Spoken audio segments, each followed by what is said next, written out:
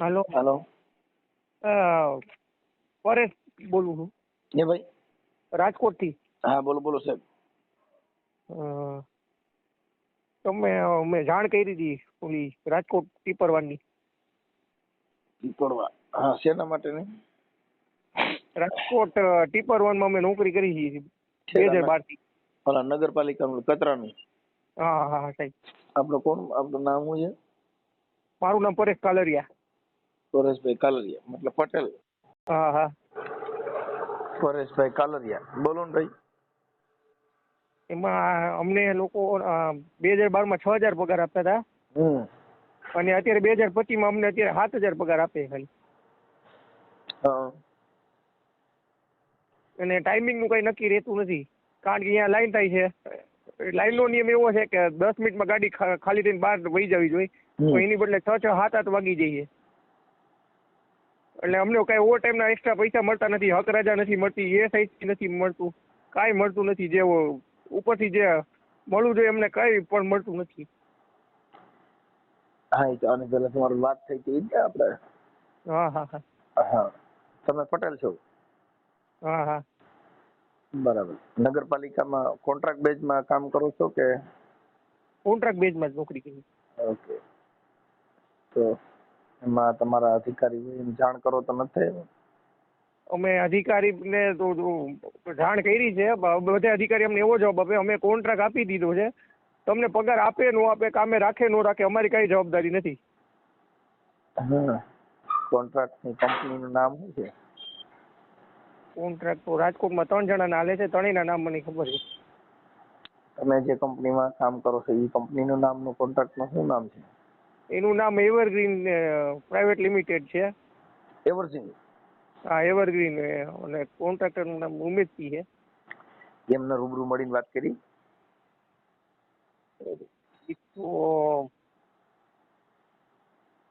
એ તો ગુજરાતીને બધાને કાઢી મૂકે છે કે ગુજરાતી મારે જોતા જ નથી. MP વાળાને ભરતી કરે. MP વાળા? હા MP વાળાને ઝૂંપડા બનાવીને રહેવા દે. અહીંયા જમવાનું મંગાવે બોલબાલામાંથી, જમાડે ફ્રીમાં. હા બરાબર. અને તમારી ઉપર અત્યાચાર કરે? હા. તમે કરી હતી કે ઉચ્ચ કક્ષાએ કે તમારા કોઈ આમાં નગરપાલિકાના સાહેબોમાં એમાં ક્યાંય લેખિત કે રજૂઆત કરેલી? બધી કરેલી સાહેબ. અમે પોલીસ કમિશનરમાં કરી, કારણ કે આ લોકો અમારા ATM પાસબુક બધું રાખી લીધું, ચેકબુક અને કોર્ટના ચેક સાઇન કરી લઈ લીધા છે. અને પોલીસ ચોકીમાંથી કાંઈ જવાબ આવતો નથી સાહેબ, કારણ કે અમારા ખાતામાં એ લોકો પગાર નાખે છે ATM થી ઉપાડીને, પછી અમને 6-7 હજાર રોકડા નાખીને સાઇન કરાવી લે છે રજીસ્ટરમાં. ઈ પગાર કેટલો? એને કેટલો પગાર આવે તમને કેટલો આપે? ઉપરથી સાહેબ જો એમાં 14,000 નો મેસેજ આવે, 14,000 પડી જાય ને એ લોકો જ ઉપાડી લે. બરાબર. અને તમને અને અમને આપી દે 7,000 રૂપિયા રોકડા. બરાબર. ઈ મેસેજ જે આવતા હોય ઈ મેસેજ ની કોપી બોપી છે? હા સાહેબ તમને મોકલી દઉં. અમારી પાસે છે. અમે નગરપાલિકામાં સાહેબ નહીં દેખાડી કે સાહેબ જો આવી રીતે થઈ છે અમારી પર. એમાં એવું છે, જો તમે ઉચ્ચ કક્ષાએ ક્યાંય રજૂઆત કરેલી હોય નગરપાલિકાના સાહેબોમાં, એમાં બધી, અને એ રજૂઆત કરવા છતાં ન ધ્યાન દીધું હોય તો પછી એને નામદાર કોર્ટમાં જવું પડે. હા એ તો તમે બરોબર કહો છો સાહેબ. અમને જો આમાં કાંઈ ખબર પડતી નથી. અમે અમારી રીતે થતું હોય અમે બધે ગયા, પોલીસ કમિશનર પાસે ગયા, મ્યુનિસિપાલિટીના કમિશનર પાસે ગયા. 2012 થી અમે બધે ધક્કા ખાઈ જઈએ, પણ કોઈ અમને વ્યવસ્થિત ન્યાય આપતું નથી. અમને બધે આમથી આમ ધક્કા મારે, તમે વहाँ જાઓ, પણ ક્યાંયથી અમને ન્યાય મળતો નથી સાહેબ. એમાં એવું છે કે આમાં શું, એ કોન્ટ્રાક્ટ બેઝ ઉપર હોય એટલે ઓલાઓને કહી દે ને ઓલાઓનું નામ દઈ દે એવું થતું હોય. પણ જે કાંઈ જે સરકારી નિયમ મુજબ ને કાયદા મુજબ જે કાંઈ એનું જે કોન્ટ્રાક્ટ ની અંદર નિયમ હોય એનું પાલન ન થાય. અને આમાં કેવું થઈ છે સાહેબ, જો હું વहाँ ગયો હતો ને, અમારી મ્યુનિસિપાલિટીની મેન ઓફિસ છે, તો અહીંયા સાહેબ અમારા ફોટા પડાવીને આને મોકલી દે સુપરવાઇઝરને અને કોન્ટ્રાક્ટરને આપી દે. એટલે મને ખુદને 3 વાર નોકરીમાંથી કાઢી મૂક્યો છે. હા એટલે ઈ એમ કે આવા માણસો અહીં આવે છે એટલે ઓલા લોકો તમારી માં પછી ત્રાસ ગુજારે. અને અમને ટોર્ચર કરે છે. અહીં બહારના માણસોને તો શું છે કે આવા જે ઓલા યુપી ના બિહાર ના માણસો રાખી એટલે ઈ એને શું છે કે રાત દી ત્યાં પડ્યા રહીએ ને એવું બધું કરતા, એટલે આપણા માણસોને ધક્કો મારતા એવું થતું હોય. પણ સાહેબ 3 પાલી કામ કરાવે એક જ પગારમાં, તો એ લોકો અહીંયા પડ્યા રહીએ ઝૂંપડામાં. હા એક જ પગારમાં 3 પાલી કામ કરે એ લોકો, પણ એ લોકો નથી અમારી ભેગા જોડાતા નથી, અમારી ભેગા આવવાય તે નથી. અમે એ લોકોને સમજાવ્યું કે તમે નોકરી કરો અમને વાંધો નથી, પણ તમે પૂરો પગાર લ્યો. પણ એ લોકો નથી અમારી જોડે આવવા તૈયાર નથી. બરાબર. પણ એમાં શું છે કે એ લોકોને તો શું છે કે હજી કઈ છે જેને ઘરે ઓલું છે એટલે ઈવડે લોકોને કઈ એનાથી મતલબ નથી, એને એનાથી મતલબ છે કે આપણી રોજી રોટી નીકળી. હા, એટલે એને તમારે અવાજ ઉઠાવવો, આ કરવું, ઈ એનો પ્રશ્ન નથી આ થતો, કેમ કે એ લોકો તો ત્યાંથી અહીંયા ખાલી કામ કરવા માટે આવ્યા, ઈ કપાવીને આવ્યા જાય, કઈ ખેતીમાં ગમે ત્યાં ચડી જાય છે, એટલે એને ખાલી રોજી રોટીથી જ મતલબ છે, ઈ મતલબ નથી. એટલે આવડા લોકો એનું શોષણ કરતા હોય મજૂરનું, પણ ગરીબનું શોષણ. સાહેબ જો તમે વિચારો, એ લોકો તો જો ઝૂંપડામાં મફત રહી લે અને ખાવાનું બોલબાલામાંથી કે બીજી જે સંસ્થામાંથી આવી જાય, સુપરવાઇઝર ફોન કરી દે, 2 ટાઈમનું જમવાનું ફ્રી મળી જાય, ઝૂંપડું રહેવા ફ્રી મળી જાય. સાહેબ અમે રહ્યા ગરીબ માણસ, અમે ભાડે મકાનમાં રહી જાય, અમે ભાડું ભરી અમારો ઘરનો ઈલાજ કરાવી કે સાહેબ અમે ખાવા પીવાનું કરી કે શું કરીએ આમાં? વાત સાચી છે, પણ હવે એમાં એવું છે કે તમારે એને થોડુંક અવાજ ઉઠાવવા માટે થઈને તમને ત્રાસ આપશે ને એવું બધું કરે આવડા લોકો, કેમ કે તમને નોકરીમાંથી કાઢી મૂકે ને એવા બધા, કેમ કે એ લોકોને શું છે જેટલા ભ્રષ્ટાચારી છે ખુલ્લા પડે એટલે તમને એન કેન પ્રકારે હેરાન કરવાનું આવું બધું થાય. હવે તો એવો કંટાળો આવે સાહેબ, હવે એમ થાય કે દવા પીને મરી જાય, કારણ કે ગરીબનું આમાં કોઈ સાંભળતું જ નથી. ક્યાંય પણ જાય, ક્યાંય અમને હરખો જવાબ આપતા નથી, ક્યાંય ન્યાય આપતા નથી, પૂરો પગાર આપતા નથી. તો આનો પછી ન આવે એમ હોય તો પછી અંતે અમારે આપઘાત કરી લેવો જોઈએ, કારણ કે અમે મકાનનું ભાડું ભરી ઘરનું પૂરું કરી કે સાહેબ અમને ક્યાં નોકરી આપે, અમે એટલું ભણેલા નથી કે અમને કંઈ બીજું કાંઈ કામ ધંધો મળી જાય, અને આટલા વર્ષથી અમે આ કામ કરી છીએ તો અમને બીજું કામ કંઈ મળે એમ નથી સાહેબ. કાંઈ વાંધો નહીં, એમાં મરવાની એવી વાત કઈ કરવાની જરૂર નથી, કેમ કે બધી થઈ જાય. આ તો તમારો ફોન હવે લાગ્યો, વાત થઈ ગઈ તો થઈ ગયા, અને કાંઈ બનશે એટલી મારાથી જેટલું થાય એટલી તમને કોશિશ કરાવીશ, કેમ કે કાયદો બધા માટે સર્વોપરી છે અને એમાં હારવાની જરૂર ન હોય. આ બધી છે ને એ આજે દિવસો કોઈને આવા નવા રહેતા નથી, અને ગરીબ માણસોનું શોષણ કરે એ લોકોને કઈ એમાં શાંતિ ન હોય. કઈ ગરીબનું હાઈ લીધે કોઈ મહાન બનતા નથી. તુલસીદાસ મહાત્માએ કીધું તો તુલસી ગરીબ કી આય મુआ ઢોર કા ચામ લોહા ભી ભસ્મ હો જાય. ગરીબ ને છતાંય કાંઈ વર ને મત છતાં ગરીબ રો દેગા. હા, મારે ઉપર કેવો ત્રાસ ગુજાર્યો, મારા મમ્મીને આઈસીયુ માં દાખલ કર્યા હતા, મારા મમ્મી ઓક્સિજન ઉપર હતા, મારો 3 મહિનાનો પગાર બાકી હતો. મેં ખાલી રિક્વેસ્ટ કરીને એમ કીધું કે મને પગાર આપો, મારે અત્યારે મમ્મી મારા મરવાની હણી ઉપર છે, તો મને નોકરીમાંથી કાઢી મૂક્યો અડધૂત કરીને સાહેબ. આવું મારે કોને કહેવા જવું સાહેબ? એટલે તો મારે ભાડાનું મકાન, હું 4000 મકાનનું ભાડું ભરું, મારા મમ્મીનો ઈલાજ કરાવું કે નોકરી ગોતું સાહેબ. મને હું 3-4 મહિના એમને રાખ્યો, મેં પીએફ ના પૈસા વાપરવા પડ્યા સાહેબ મારે. કાંઈ વાંધો નહીં, બને એટલું આપણે તમને એડજસ્ટ કરાવી દઈએ. અને પીએફ નો મળ્યો તો સાહેબ મારે તો ક્યાંકથી 10% પૈસા લઈને મારે તો દવા પીવાનો વારો આવે ને સાહેબ.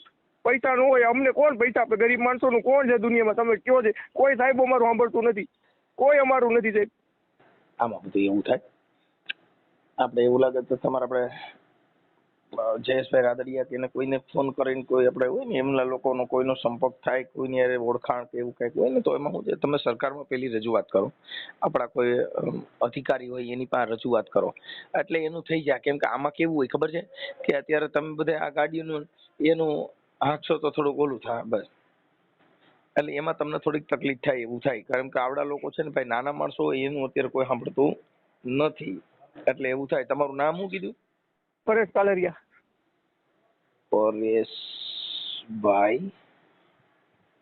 કાલરિયા પટેલ. હા પટેલ. અને રાજકોટ મહાનગરપાલિકા. હા રાજકોટ મહાનગરપાલિકા.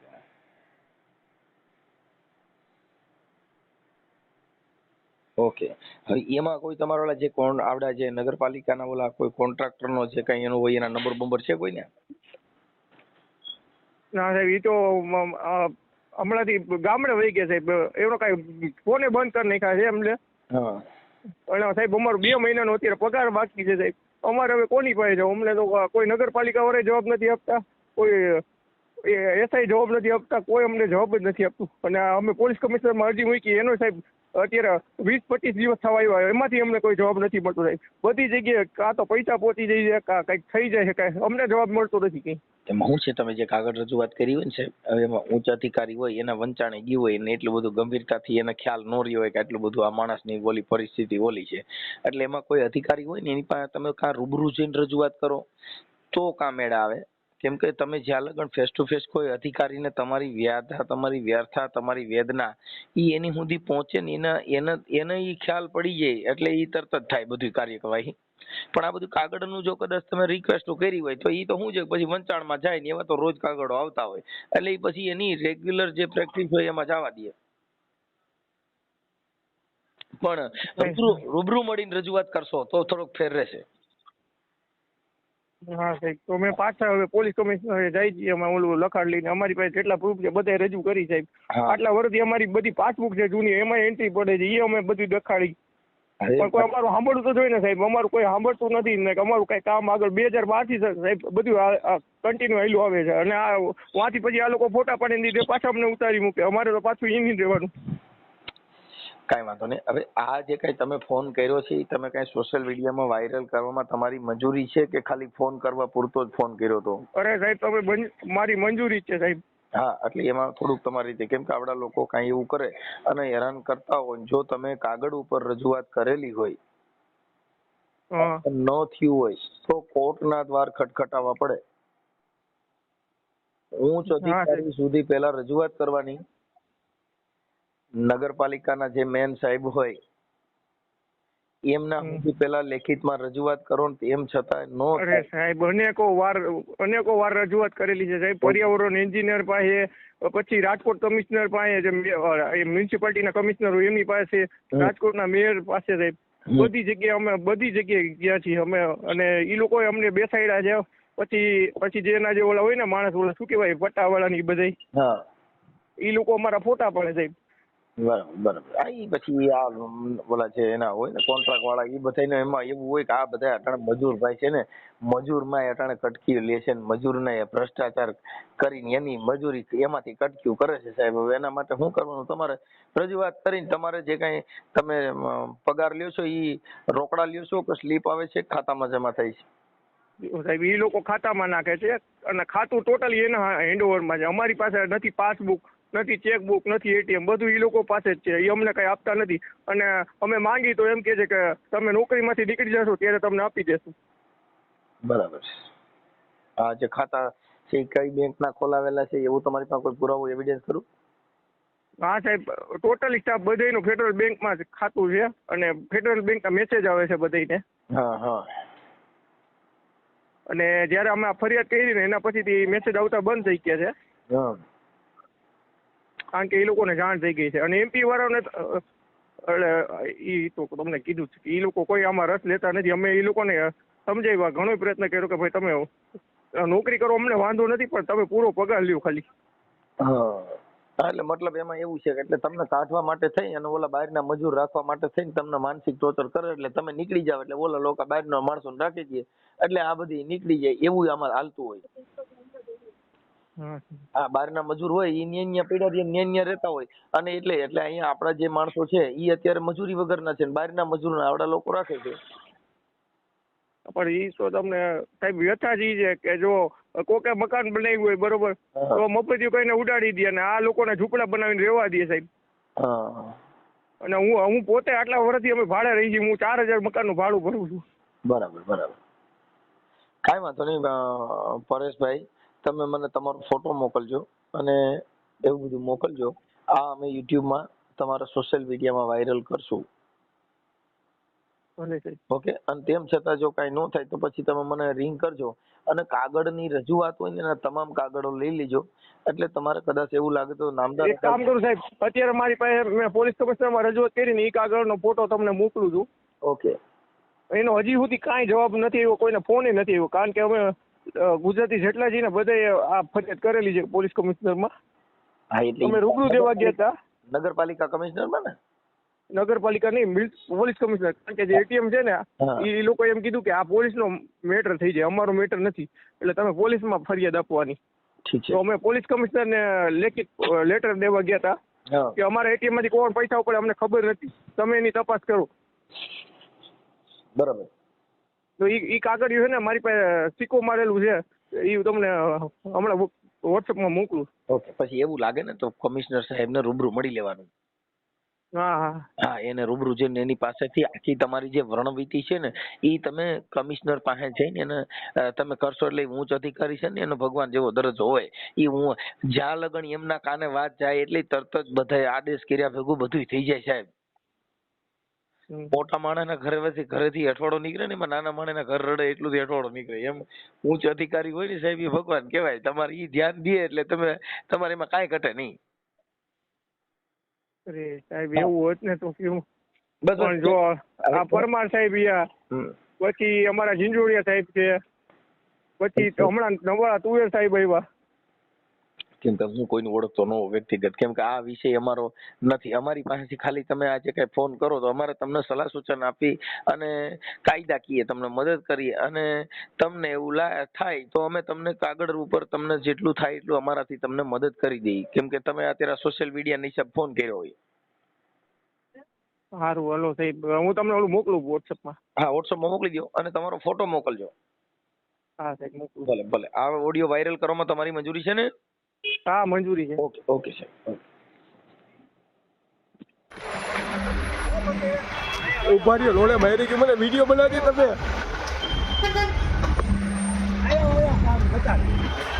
અરે બનાવ એની બેન.